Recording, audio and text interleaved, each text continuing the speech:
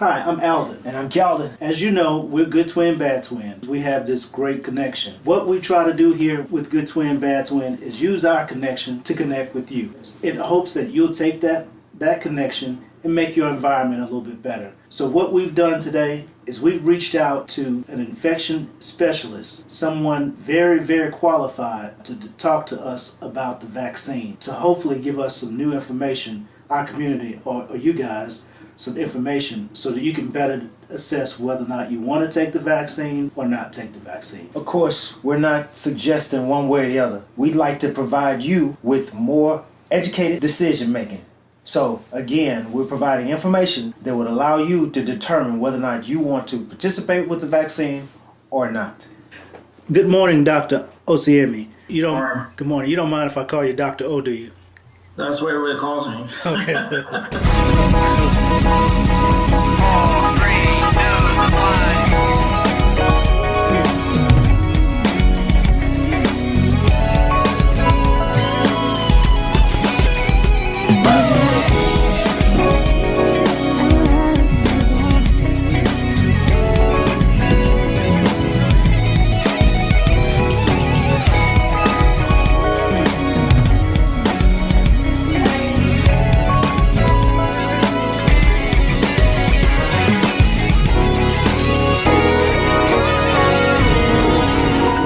Thank you for joining me. My brother will join us shortly. With COVID-19 and everything, we wanted to talk to you about the vaccines. We really appreciate your time, especially considering your credentials and who you are in the field of infectious diseases. Can you tell us a little bit about who you are, if you don't mind? I'm an infectious disease specialist based in West Palm Beach, Florida. I've been in practice for about 20 years now. I do medical infectious disease, take care of patients in the hospital and also in the office. In addition to that, I do a lot of clinical trials, pretty much trying to help bring new medications to the market and finding new indications for existing drugs. I also work with a lot of drug companies in terms of being on the advisory board and giving recommendations and thinking about the future, which way they should be looking in terms of treatment. I'm also involved in the community, whereby we educate the community. We do free healthcare mentorship program. So I do work in and out of the hospital and in the community. Okay, well thank you. It sounds. We were talking to Dr. Valerie Hegan, who of course introduced us to you, and it sounds like you are very involved in the community as well as an expert in your field. Start out in layman's terms. Tell us what a vaccine is, if you don't mind. So a vaccine really is a tool that we use to prevent an infection. So we basically trick the body to make antibodies in response to an infection disease. So, before we encounter a given virus or bacteria, we kind of, tell the body, hey, if you see this thing in the future, respond to it. So it's telling the body, preparing the body just in case they see an infection, and it can kind of come as develop a response and prevent us from getting sick. Thank you. In times past, how effective have vaccines been? Great question. The efficacy of vaccine vary. Some vaccines, like the measles, mumps, and rubella, they're highly effective in high 90s. And then you have a flu that's about 50-60% effective, or sometimes even lower. So the efficacy of the vaccine varies, and so it's not the same across the board. Okay. Does that have to do with the processes of the vaccine, how it's made, or the ingredients? What makes one vaccine 90% and the other 50% effective? There are several factors. You have the factors of how you make the vaccine and the bacterial virus you're trying to take care of. So if you have a virus such as influenza that changes rapidly on a yearly basis, it's hard to predict what's going to be the next virus. So in that scenario, we try to guess as much as we can what strain of that virus we will be encountering the following season. And because it takes about 6 months or so to make the vaccine, so we can't wait till the flu gets here. We have to kind of make the vaccine before the flu gets here. If we were to wait and know exactly what the strain of the flu will be, then the vaccine will be more effective because then we'll have a better match. And that's the problem with the flu, because we're preparing something in advance against a virus that's constantly changing.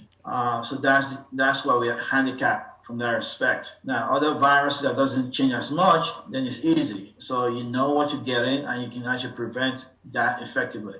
Besides the the virus changing so frequently, you spoke about the time that it takes to make a virus. You just said it took roughly about 6 months to make a vaccine to combat that virus. With that thought in mind, let's talk a little bit about SARS and SARS-2 now, the coronavirus. Is it a frequently changing virus? Will it mutate or change?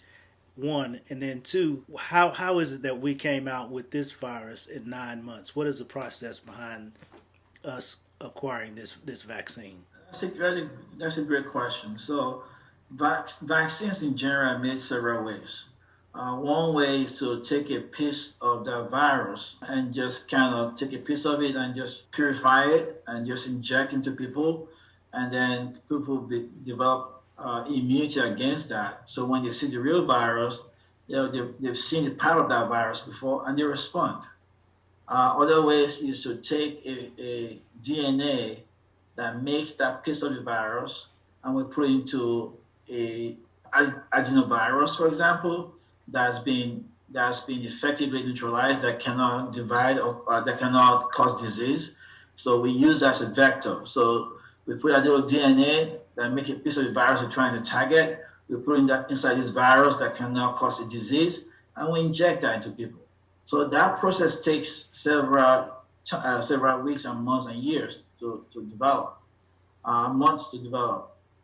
In the case of mRNA, what you're basically doing is taking a piece of the gene that codes for that piece of virus that you're trying to work with, and you basically it doesn't take too long to make that, because technology today is so good that if you see a piece of like the virus has these spokes on it, right. You take a piece of that spoke, it's made of several what we call amino acids, little components. So we can literally find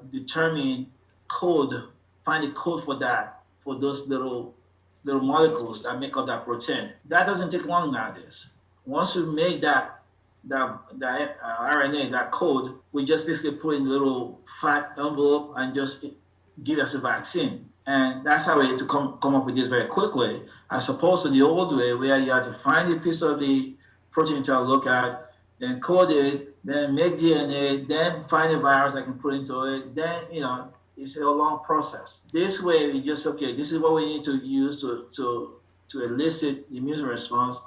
Let's just code for it. Let's find a code for it. Once you find a code, very easy these days, and just put a little fatty envelope and you inject, and you can get a response. So it's a faster process. In addition to that, because of the pandemic nature of COVID-19, there's a lot of resources allocated to the finding of the vaccine.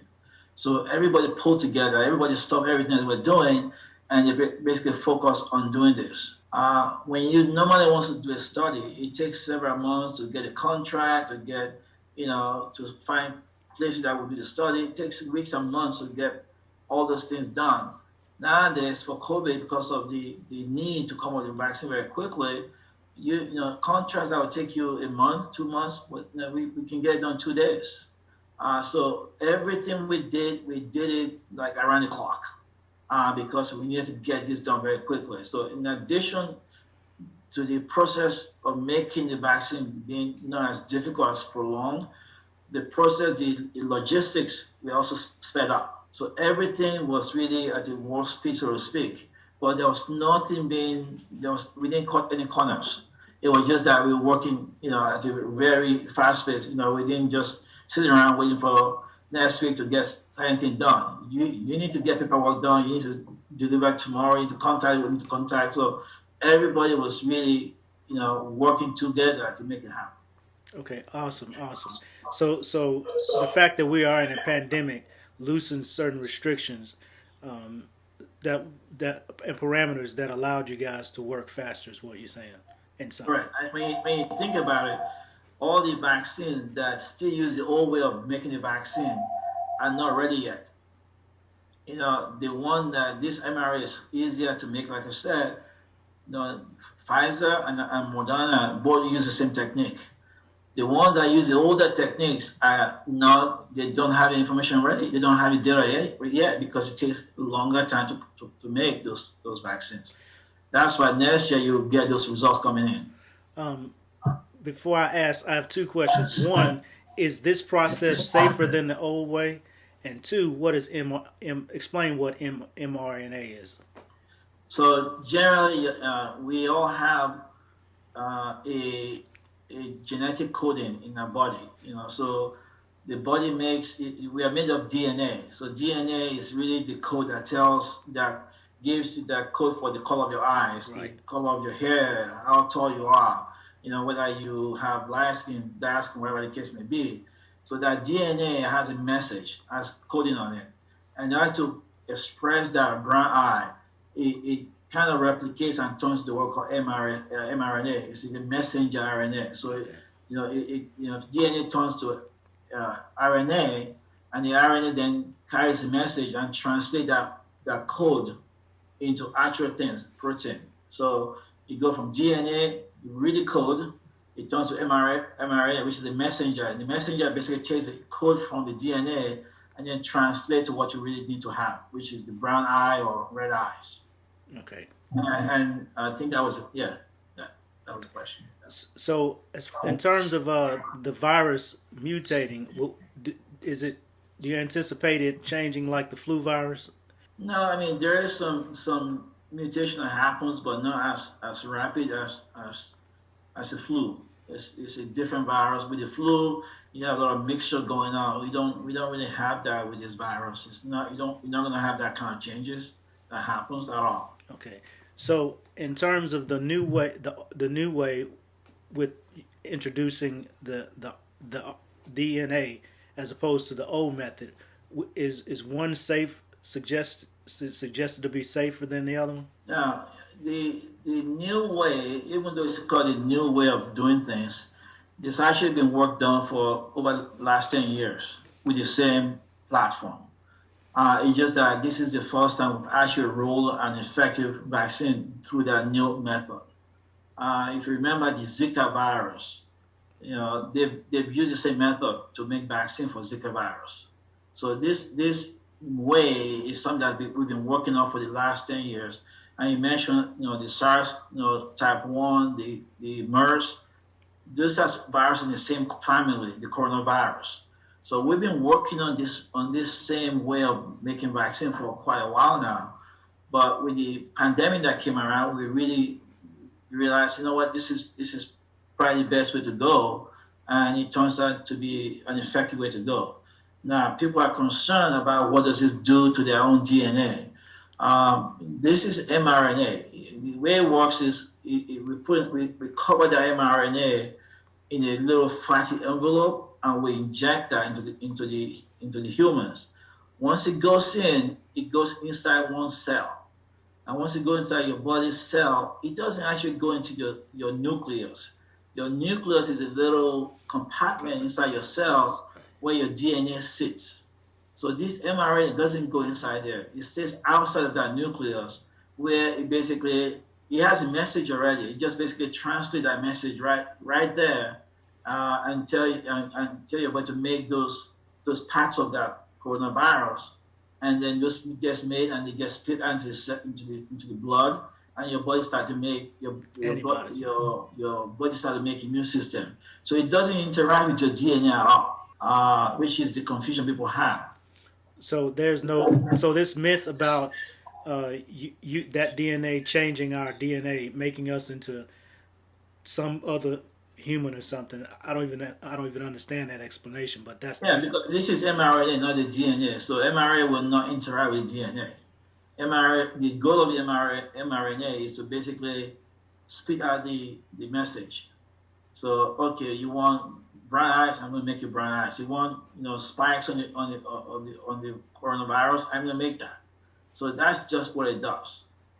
So only DNA joins DNA.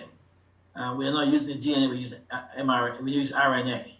So that's the difference. So the old way actually use more of the DNA rather than the RNA. So which is kind of interesting. People are talking about the DNA, but the old way uses DNA. Some of the old ways use DNA. This time we use RNA, and it doesn't interact with DNA. It stays outside where your DNA is. okay. So we're not going to be transformed into some new being. No, we're not going to turn to aliens. I don't know. That's out there. I'm just want to make sure that, because we one of the reasons we brought you on, because we've seen you in other interviews explaining the safeness, how safe this virus is, and that's so for the listeners, that's our point today. That's the objective today, is to dispel those myths about the virus. One question I have, in the past, it's been stated that previous viruses had a certain level of metallic substances in them, which are metallic, and metal is harmful for the body. Is that true in this virus? No, not with the way this virus is made. This virus is literally made with, you basically take RNA and you put it in just in a fat envelope. And that's what you do. There's no other thing, metals and stuff like that. I mean, in the old years ago, we used to use preservatives that have metals in them. We don't do that anymore. Most vaccines these days don't even have those preservatives anymore, especially this one. It doesn't have those metals we are concerned about. No. Okay, awesome, excellent. What's the age limit for the vaccine? Minimum age, speaking of, because what I got in mind is there's this theory out about the brain barrier for children, and that the thought is don't vaccinate your children at a certain age because they have no brain barrier, or the vaccine can penetrate the brain barrier, which causes autism. Or will this vaccine cause? That's not. I mean, right now the current minimum age for the Moderna vaccine is 18 years of age. For the Pfizer, 16 years of age. There are ongoing studies looking at children, looking at vaccine children. That data will be out at some point, and so once it's out, then if it's proven to be effective, that will be recommended at that point. Okay, so that's not even an issue now, because children, people under the age of 18 will not be taking the vaccine. Correct. So, in terms of the virus, how many doses will there be, and how does that process work? Well, the U.S. government already paid for, I believe, 100 million doses of Pfizer vaccine, and they also bought some Moderna vaccine. So there's not enough to give to everybody right now. So we're going to target people who are high risk, such as healthcare providers like myself who work with people in the hospital, and then also nursing home patients. Then by next year, there'll be more and more vaccines being made. As more vaccines become available, we can start to extend to the general population. But until then, there are still some studies ongoing that people can enroll in to get access to the vaccine. So we just right now prioritizing who gets it first. For the people that take the vaccine, will they be immune from the coronavirus from henceforth and now and forever, or is that not the case? We don't have the answer to that question yet, because the study, as you know, is still ongoing. What we do know right now is up to the initial approval was based on, can you protect someone from this virus 2 months after they receive the vaccine? Data now up to maybe 3 or 4 months now, but we're looking at how people will respond or maintain that immunity over a 2-year period. So that means we won't have the answer to that question until almost 2 years from now. So we don't know if this is going to be a permanent protection or a temporary one, or be whereby you get a booster on a yearly basis. We don't have that information yet. So as it stands right now, once you take the vaccine, you have to continue the protocols that are in place: mask wearing, social distancing, hand washing, and that kind of thing. You still have Absolutely. Because right now, even if you gave 50,000 people the vaccine, there's still millions and millions of people that haven't gotten it. So it's still not safe for people not to wear masks.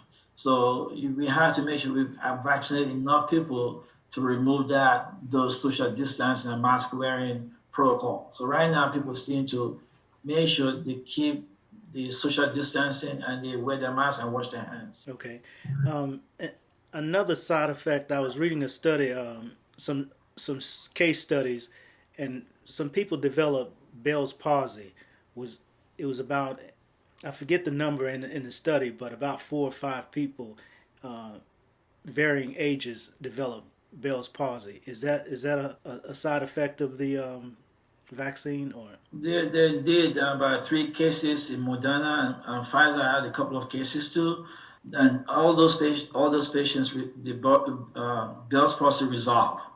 Well, it's not clear if there's true association between the vaccine and Bell's palsy, because even in Moderna vaccine, one of the people that had that did not receive the vaccine, had a placebo. So we don't really know if there's a true association. There's not enough data to suggest there is a link, but that's something we're watching and looking at. You say, but it cleared up in those individuals. Correct. It did clear up, yes. Okay. So as it stands, nothing you can say that would suggest to someone this is an unhealthy virus. Correct. We don't really know.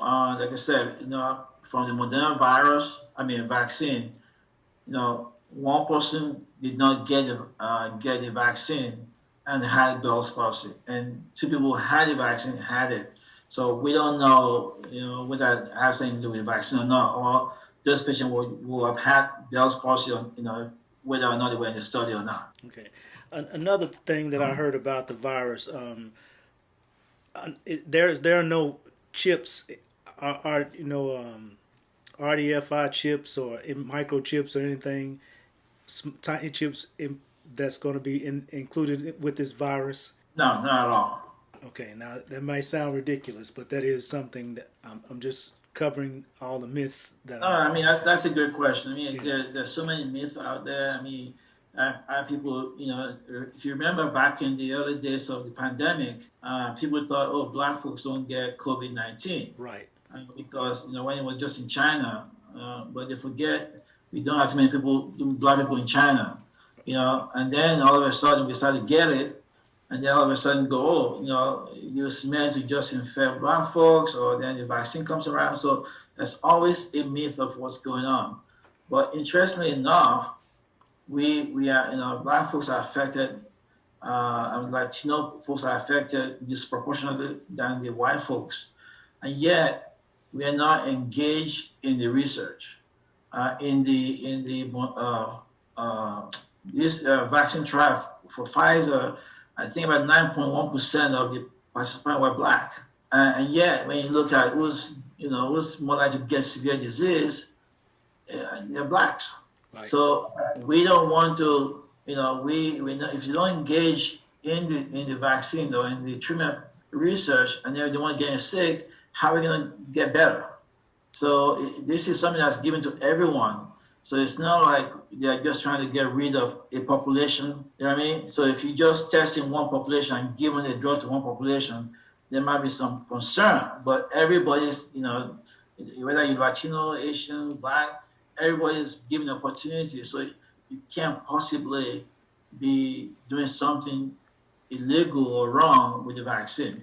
And the way we do research these days is very well done. People go back when you go back to Tuskegee Experiment, where people, 600 Black men were enrolled in the study, and some of them, about 300, had syphilis, but that one did not have syphilis. But they knew it even when the penicillin came about in 1947. They were not given treatment. They just followed them over 40 years to see what happens if you have syphilis without treatment. This day and age, that will not happen. So you remember during early in the trial, when there was an adverse event, a Bell palsy or something, they stopped the study and they said, let's put on hold. Let's really see what happened, what caused this. Is this caused by the vaccine or not? This is how we do studies now. We really safety of the people who participate in studies is number one goal in research these days. And there's so many oversights from the government, from the private industry that are looking at a given study. So you're not going to be in a situation where, we say something came out, this works, that the data is not, no, we really look at it. And when the data is done, you have the NIH looking at it, you have the CDC looking at it, you have multiple experts looking at that data to make sure indeed it says what it's supposed to do. So we should really start to believe about confidence in science. Unfortunately, politics have gotten into the mix. And so there's so many experts on TV, on radio, on Facebook. Even my foot doctors, expert in COVID. The plumber is an expert in COVID. So there's a lot of misinformation out there, and the fact of the matter is we need to be involved. We need to know that this drug that has been approved today is going to be very effective for us by taking a part in that process. Okay, well, I appreciate you, Dr. O, speaking to the fact of the history of medicine. When you brought up the Tuskegee Experiment, our government, and it's not just a shot at our government, but it is true. They've done some horrible things in the name of health and science to people. So there is a legitimate concern about this vaccine. But part of the reason why we wanted to bring you on today was to, like I said, dispel some of the myths and make people more comfortable and give out some science and information from an expert like yourself. I was trying to think, did I have anything else, any more myths that are out there? Because the bottom line is the process, to recap, the process is different and how, because the process was different on how this virus was made, and because of the time that we're in with the pandemic, those are the things that have made an environment for this vaccine being really safe and effective. Correct? And this process may actually change the way we do things in the future. So the new way of making vaccine now is likely going to be this way, whereby other future vaccines may be made the same way, very quick, so we can respond to future pandemics and future epidemics, which is very important. So we can be able to save lives, and we have less people dying in the future when we have a pandemic like this in the future. Speaking of politics, had something to do with it negatively and positively. Is that correct? Positive in the fact that it because of the pandemic, but negative in the normal way of doing things.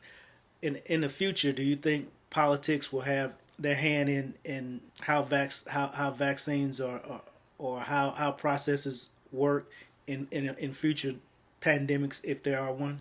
There shouldn't be, but who can predict? I mean, it depends on who's in power. Because when you think about the role of NIH, CDC, those are institutions that have been around for a long time that, they don't really mix with politics. So whoever is in charge, whoever is in the White House, will dictate how things go in the future. So who knows? Who knows what the future brings? Whoever is in power will really be that person that will lead the direction in which things go. Okay. This is my brother, by the way. How you doing, Doctor? Hello. How you doing, Doctor? Good, how about you? I'm great. I appreciate you taking out the time with us, by the way. Yes, sir. My pleasure. Yeah. Yes, sir. You already talked about his background and stuff like that. Yeah. Which is impressive, by the way. My hands down. Thank you. Yes, sir. If I ask a question that you already asked, just let me know. Okay. I just had concerns, like, in regards to, is there anything that's inserted in the vaccine? You asked it already. I asked that. Yeah, because there are rumor control about the, of course, the the 5G process that allows everybody to this facial recognition and the one world order and the ability to be able to insert chips inside the vaccine. You did ask it. Yeah, he says there. I think this is where politics got mixed with science. And I think that if we can just take politics out of the science, if we didn't have politics that was involved all along, I think there would have been less confusion. The confusion is really across the board. I have doctors that are calling me that they have this belief that somehow somebody's going to out to get them. I have recently I have a doctor whose husband was sick with COVID, but was trying to treat the husband at home with the wrong medication. The medication has been proven not to work because of what's been said over again by politicians. And she was doing that. And then all of a sudden, a week later, the guy is doing poorly. He got called at 8, 9 p.m. at night saying, help me. So even people who are in the field are biased or confused because of their personal political views. And so it's been a very destructive process because it's hard to tease out what's true, what's false, because there's just so many information back and forth. And in this day and age of social media, people can easily manipulate information. They can take things and put it in the wrong context. So my goal is really to continue to educate the public on what the real facts are. I think Dr. Fauci, who's been trying to do the same, but hasn't always getting the opportunity to do so because of politics, is very important. And mostly for our community, we don't always get the information. We always the last to get information. And I think that what you guys are doing is extremely important, and I applaud you for that, because Thank you. We've got to, first of all, if you don't trust the system, you're not going to, in a way, it's a two-way sword. You don't trust the system, but then you don't get any benefit from the system. So, and if we can help each other out, and if they trust you, they will trust me, and if I can deliver information to them, and they do the right thing. My goal is to make sure they have the right information. Ultimately, everybody make their own personal decision. But you gotta have the right information so you can make the right decision. Okay, let me ask you something. Based on that trust, Tuskegee Experiment, you already asked. Okay. He talked about the differences and how that's he talked about that what happened in that scenario, and then highlight what was different now, and then Right, because I would like to know, how do I know that I'm getting the same vaccine that Peter would be getting, or Todd? Yeah. So remember back during the Tuskegee Experiment, they only looked at black folks, 600 black men. And at that time, there was no what we call informed consent, whereby, when you do research today, you got to explain the study to the individual, and they have to talk back to you and say, I understand, and they have to sign that consent form. And that consent form is overseen by the regulatory bodies, and the same one you have to give everybody. So in this scenario, you're doing research with people from all groups, all multiple groups. So it's not just, so it's hard to want to say, well, I'm going to give this one the wrong drug, or that one the wrong drug. Because when I'm doing studies, I don't even know who's getting the placebo, who's getting the vaccine. The computer will generate that information. The drugs are not labeled. It's not labeled vaccine or placebo. It's just got numbers in it. So when I put information in, the computer naturally say, okay, give bottle number 1122, and that's their pulse, and I give that patient that information. So there is no way to give this group something else than that group. And when the study is done, you have an independent body or community that looks at that data before the sponsor that makes the drug even look at it. So there's a lot, as a result of Tuskegee Experiment, a lot of good things actually did happen after the fact they put in place to prevent that kind of stuff from happening again. So what happened during that time wasn't research. It was just bad people doing bad things, because research is not meant to be done that way. So the process of research now is very important. I think we really need to educate our community that the process of research. But when I first came to Palm Beach County and I said I was going to 2000, I said I was going to establish the research operation. When I call people, they go, I don't want to be a guinea pig. I don't want to be a guinea pig. Nobody wanted to step up. Right. So I had to go to the community and give lectures and talk about things. And all of a sudden, now people call me, hey, when is the next study coming up? Can I be part of the study? Because they went through the study, realized, my God, this is actually better than being a regular patient, because I get free medication, I get free treatment, I get stipend, and I'm treated very well. And they spend more time with me. So people realize that, this is actually a great tool. And then I'm actually helping the future. I'm able to create something for the future, for my children, for my sisters and brothers. So it's very important. I mean, I myself and a few of us always go to these national meetings, and we always advocate for funding and always trying to encourage us to be part of the solution. Because when you look at a lot of studies, they do a study on this drug is approved. But in that study, 99% of the patients that were in the study were white, 1% is black. Well, how do I know this drug just works as well in black folks if we don't get involved? So that's something that we are trying to encourage our people to do, because we're fighting to get more of us into the investigator.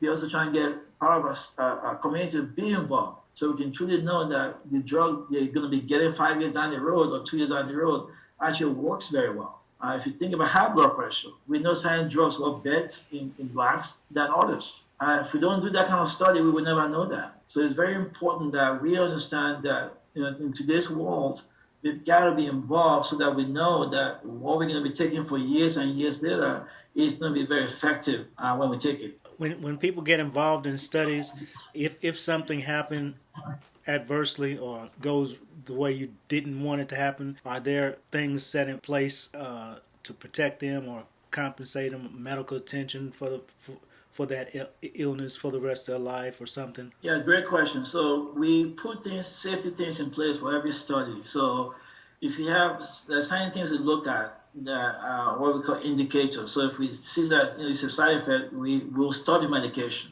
before it gets really bad. If you have minor things, we take care of it. If it's some of the big things, we don't want things to be severe before we stop it. Now, if something does become severe as a result of the study of the trial, the company that makes the drug will compensate them. Will take care of medical expenses to take care of that patient. But again, it's very, very. I mean, I've been doing research in the clinical world since 2006 or 2005. I've never seen any bad outcome. If somebody gets a rash or somebody does it again, we are really monitoring people so closely that we don't. If something bad is happening, either we study medication, we treat you, or we don't put it back on it. Or if it's something minor, we just say, okay, it's okay, you can continue. So the patients have been monitored very closely. We're checking their blood, we're checking their vital signs. Is safety, like I said before, safety is the number one goal. It's not necessarily the approval of the drug, it's safety, because people are volunteering themselves and time. So the current environment is here to protect those individuals, because without those individuals, we will not have any future medicine. So their safety is the primary goal in any clinical trial. Okay. I wanted to ask something. You have you asked about New Zealand. There are countries right now that have proven that they are COVID-free or stated that they're COVID-free. For one, that's hard to conceptualize, but why is that like New Zealand is COVID-free, but United States of America, we can't seem to get a handle on COVID? This to me is hard to understand. Well, I don't think anyone is actually entirely COVID-free. The numbers will be low. But having said that, in America, as you know, we have this belief that we have the right to do anything we want to do. We don't want to be told what to do. If you say, tell people wear your mask, people don't want to wear a mask. You can't tell me to wear a mask. I have my right. So it's very difficult. We don't want to obey the rules. Other countries, we say wear a mask, everybody wear a mask. I go around here in Florida, I can see people, young guys going to a bar, packed like sardines, not wearing a mask, not social distancing. They don't care. People having parties. They actually create COVID parties where they they get a bunch of people together to just have drink and try to get infected with COVID. And then they go home and go meet grandma who has diabetes, hypertension, and she gets sick and she dies. She dies, yeah. So we have a lot. I mean, there are people who speak to other folks because they were told to wear a mask. It's like, my Fourth Amendment rights. I mean, people truly in this country just don't understand that it's not just about you. When you don't do the right thing, you're exposed to other folks. That's the problem we have in this country. The understanding that your right to do whatever you want really ends when you start to cause damage to other folks. Well, Dr. O, we certainly thank you for joining us today and giving us clarity about a number of things, particularly the virus. And what you just concluded with is awesome about how what our actions, our personal responsibility. Yeah, our personal responsibility, how our actions affect other people. So we're hoping that your message and our message gets out to people. For one, they'll be more secure and comfortable about the vaccine. And two, they'll continue to do their due diligence as far as protecting themselves from the virus. Did you have anything in closing that you'd like to share? Yes, I just want to add, when a lot of people get this virus and they will not feel bad. Some of them won't even have any symptoms. They'll recover. No issue. Some will get sick. They'll be sick enough, but they will recover. But they'll have these prolonged symptoms after they recover, with fatigue, brain fog. They just can't get back to themselves, and that's a post-COVID syndrome. Nobody knows where they're gonna fall in that spectrum. So if you have a choice to get something to prevent the disease, it's better than trying to take that gamble and say, well, let me see what happens when I get it. It's not a good thing. If you cannot get the vaccine, there are other drugs that are in the clinical trial right now that we can give people for prevention. So if you live in the same house with someone who has COVID, there are monoclonal antibodies we can give you to prevent you from getting sick. So for people who cannot get the vaccine, there will be that option. So again, don't take the gamble and see what happens, because you would never know. Nobody knows. Okay. Well, thank you very much for your time, sir. We really appreciate you. Thank you for having me. Thank you. You have a good day. Hi, I'm Alden. And I'm Calden. Thanks for following us. You can find us on Facebook at Good Twin Bad Twin Unleashed, and also on Instagram at Good Twin Bad Twin Unleashed. Now don't forget to watch our YouTube page and make sure you like and share our videos. Also go to our Facebook page, check out our t-shirt line. We have several wonderful t-shirts there that helps us to continue to provide good footage for you. Thank you.